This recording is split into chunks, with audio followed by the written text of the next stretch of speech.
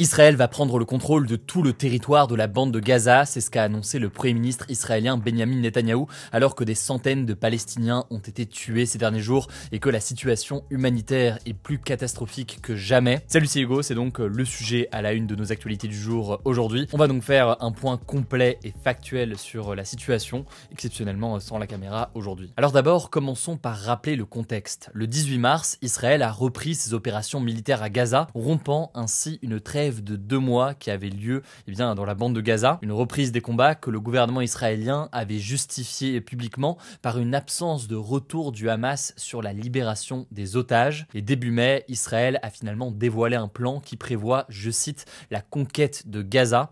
Et on revient là-dessus dans un instant. Alors d'abord, les faits. On assiste ces derniers jours à une intensification des bombardements israéliens sur le territoire palestinien de Gaza. Dans la nuit de samedi à dimanche, c'est plus de 100 personnes qui ont été tuées dans des frappes d'après le Hamas, mais aussi d'après des sources médicales sur place, et le bilan s'est fortement alourdi depuis. Selon le Hamas, qui est donc au pouvoir à Gaza, tous les hôpitaux publics sont hors service dans le nord de Gaza, tandis que la défense civile, de son côté, affirme ne plus être en mesure de répondre aux appels d'urgence en raison de l'intensité justement des bombardements israéliens. De son côté, le haut commissaire de l'ONU aux droits de l'homme, Volker Turk, a déclaré que, je cite, cette dernière vague de bombes obligeant les gens à se déplacer sous la menace d'attaques encore plus intenses, la destruction méthodique de quartiers entiers et le refus de l'aide humanitaire soulignent qu'il semble y avoir une poussée pour un changement démographique permanent à Gaza qui équivaut à un nettoyage ethnique. Fin de citation. Le haut-commissaire de l'ONU estime donc que les déplacements massifs de la population, les destructions d'infrastructures civiles et le refus de faire entrer de l'aide pourraient viser, intentionnellement ou non, à rendre la vie impossible à Gaza. Pour rappel, selon les dernières données transmises par les autorités locales, jugées fiables par l'ONU et par les ONG, les représailles israéliennes suite à l'attaque du Hamas le 7 octobre 2023 ont fait au moins 53 119 morts à Gaza, en majorité des civils. Côté israélien, les attaques menées le 7 octobre ont tué au moins 1200 personnes selon l'ONU, et sur les 251 personnes enlevées en Israël le 7 octobre 2023, 58 otages, vivants ou morts, sont toujours actuellement retenus à Gaza. Alors de son côté, l'armée israélienne a affirmé sur X avoir frappé, je cite, plus de 670 cibles du Hamas au cours de la dernière semaine. Elle affirme que son objectif est, je cite, de perturber les préparatifs de l'ennemi et d'aider les opérations au sol, affirmant aussi, je cite, avoir éliminé des dizaines de terroristes et occupé maintenant des zones contrôlées de la bande de Gaza. Benjamin Netanyahou répète aussi que l'objectif est toujours la libération des otages et la défaite du Hamas, mais certains membres du gouvernement, notamment issus de l'extrême droite et de partis religieux, vont plus loin et appellent publiquement à la reconquête, je cite, de Gaza, voire à la réinstallation de colonies israéliennes dans le territoire. Le ministre de la Sécurité nationale israélien, Itamar Ben-Gvir, a par exemple déclaré à plusieurs reprises vouloir, je cite, restaurer la souveraineté juive sur Gaza et encourager le retour des colons. Fin de citation. On peut aussi noter la déclaration du ministre des Finances israélien, Bezalel Smotrich, qui déclarait il y a quelques jours, je cite, nous prenons le contrôle de Gaza pour y rester. Fin de citation. Et ce, même en cas d'accord sur les otages. Alors d'autres figures évoquent aussi l'émigration de la population palestinienne de Gaza vers d'autres pays. Même Benjamin Netanyahou, on le disait, évoque l'idée d'un contrôle total de Gaza. Mais en dehors de ces bombardements, ce qui aggrave énormément la situation sur place, c'est le blocus total de l'entrée d'aide humanitaire. Un blocus imposé par Israël depuis maintenant plus de 2 mois. Il empêche l'arrivée d'eau, de nourriture, d'essence ou encore de médicaments dans le territoire. Un blocus de plus en plus contesté à l'international, y compris par certains alliés historiques d'Israël. On en avait parlé notamment la semaine dernière. Emmanuel Macron avait qualifié l'action du gouvernement israélien de honte. Alors ce jeudi, l'ONG Human Rights Watch est allé jusqu'à accuser Israël d'avoir fait de ce blocus un outil d'extermination. De nombreux organismes aussi, comme Médecins du Monde, Médecins sans frontières ou encore Oxfam, alertent sur le risque d'une famine de masse si le blocus de l'aide par l'armée israélienne se poursuit, alors que toute la population fait désormais face à un risque critique de famine, selon l'ONU et les ONG, avec donc leur dernier rapport qu'on évoquait la semaine dernière sur Instagram, le rapport IPC. Alors là-dessus, il y a eu des nouvelles informations. Benjamin Netanyahou a finalement déclaré ce dimanche qu'Israël allait autoriser l'entrée, je je cite, d'une quantité de base de nourriture destinée à la population. Ce lundi, Israël a d'ailleurs annoncé avoir laissé entrer à Gaza des camions transportant de la nourriture pour bébés. Selon le directeur général du ministère des Affaires étrangères israélien, je cite, Israël facilitera dans les jours à venir l'entrée de dizaines de camions d'aide. Et d'ailleurs, toujours ce lundi, 9 camions d'aide humanitaire des Nations Unies ont été autorisés par l'armée israélienne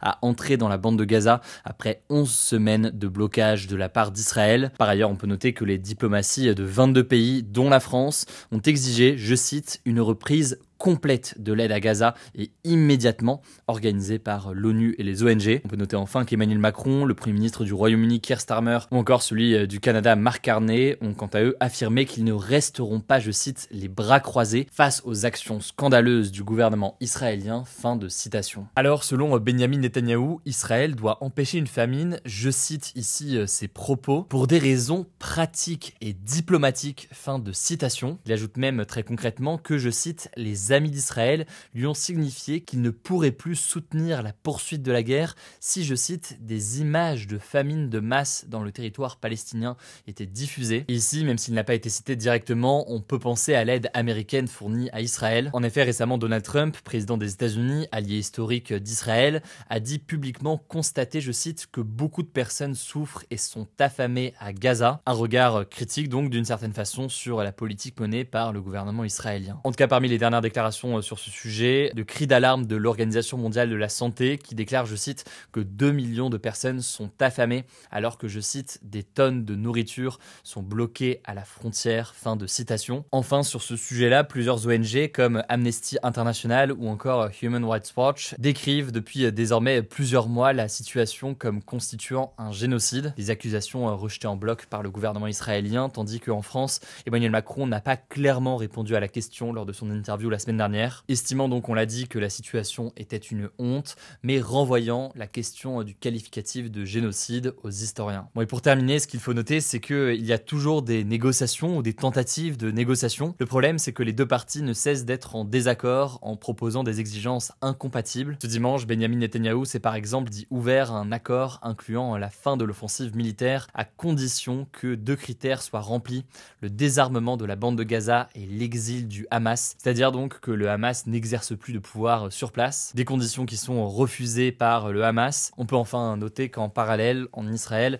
des manifestations sont tout de même régulièrement organisées pour la libération des otages, mais aussi pour la signature d'un cessez-le-feu. Ça nous semble en tout cas essentiel de faire un nouveau point sur la situation. On continuera évidemment à vous tenir informés, que ce soit sur ce format ou encore sur Instagram. En attendant, je vous laisse avec Blanche pour les actualités en bref et je reviens juste après. Merci Hugo et bonjour à tous. On commence avec cette actu au sujet de l'Ukraine et de la Russie. Le président des États-Unis, Donald Trump, s'est entretenu au téléphone avec son homologue russe Vladimir Poutine ce lundi, dans le but, je cite, de mettre fin au bain de sang qui règne dans la zone. Cet appel, il fait suite à l'échec ce vendredi des négociations en Turquie pour un cessez-le-feu entre l'Ukraine et la Russie. À la suite de l'appel, qui a duré plus de 2 heures, Donald Trump a déclaré que la Russie et l'Ukraine allaient immédiatement entamer des négociations en vue d'un cessez-le-feu. Il affirme en avoir informé notamment le président ukrainien Volodymyr Zelensky. Vladimir Poutine, de son côté, a évoqué une discussion, je cite, utile. Il s'est dit prêt à travailler avec l'Ukraine sur un mémorandum concernant, je cite, un éventuel traité de paix à condition de trouver des compromis acceptables. En tout cas, en prévision de cet appel, le vice-président américain J.D. Vance s'était entretenu ce dimanche avec le président ukrainien Volodymyr Zelensky. Les deux hommes avaient fourni des informations supplémentaires sur l'état actuel des négociations en vue d'un cessez-le-feu et d'une paix durable, selon la Maison-Blanche. En parallèle, les attaques russes ont continué en Ukraine, faisant au moins 10 morts durant le week-end, selon les autorités ukrainiennes. Deuxième actu, l'État français aurait masqué volontairement le scandale des eaux en bouteille sous pression du groupe Nestlé. C'est la conclusion de la commission de l'enquête sénatoriale chargée de faire des recherches sur le sujet. Elle a rendu ce lundi son rapport après 6 mois de travaux. Alors si vous n'aviez pas suivi, le groupe Nestlé, qui possède notamment la marque Perrier, est accusé d'avoir utilisé des procédés de filtration interdits pour masquer la mauvaise qualité de certaines eaux, ce qui est contraire à la réglementation sur les eaux minérales naturelles. Et donc selon ce nouveau rapport du Sénat, il y aurait des liaisons liaison dangereuse État-Nestlé qui se serait faite au détriment du consommateur. L'État est notamment accusé d'avoir édulcoré un rapport de l'Agence régionale de santé d'Occitanie sur demande de Nestlé. Cette réécriture aurait mené à la disparition de la mention de contamination des sources Perrier par des bactéries et des pesticides potentiellement dangereuses pour le consommateur. Le changement aurait aussi eu pour but de protéger le gouvernement qui craignait que son implication dans la tromperie ne soit dévoilée au grand public, selon Radio France qui a eu accès au rapport. Si vous voulez en savoir plus, on en a fait une vidéo il y a quelques semaines, le lien est en description. Troisième actu, des chauffeurs de taxi étaient en grève ce lundi pour protester contre un projet de tarification par l'assurance maladie du transport de personnes malades qui doit entrer en vigueur le 1er octobre. Cette mesure, elle va toucher les taxis conventionnés, donc qui transportent des personnes malades ou à mobilité réduite entre leur domicile et les centres hospitaliers. Le transport médical est pris en charge par la sécurité sociale à 55% dans la majorité des cas. Mais concrètement, l'assurance maladie voudrait changer la grille tarifaire pour les taxis. Elle justifie cette réforme par la nécessité de lutter contre la fraude. 41,5 millions d'euros ont été détectés en 2024 pour le transport médical, mais aussi d'éviter les transports à vide tout en promettant une meilleure organisation pour les patients. Sauf que les fédérations de taxis estiment que cette réforme pourrait entraîner une baisse de chiffre d'affaires de 18 à 40% et elles craignent une réduction de l'offre de transport, donc un risque important d'inégalité d'accès aux soins. En parallèle, les taxis protestent contre la concurrence des plateformes comme Uber qu'ils estiment déloyale. Quatrième actu, autour de 37 milliards d'euros d'investissements étrangers en France, dont 20 milliards entièrement nouveaux, ont été annoncés lors du sommet Choose France à Versailles ce lundi. 17 milliards d'euros devraient servir à concrétiser des engagements pris en février lors du sommet sur l'intelligence artificielle. Choose France, c'est un sommet lancé en 2018 qui a pour but de convaincre les entreprises étrangères d'investir en France,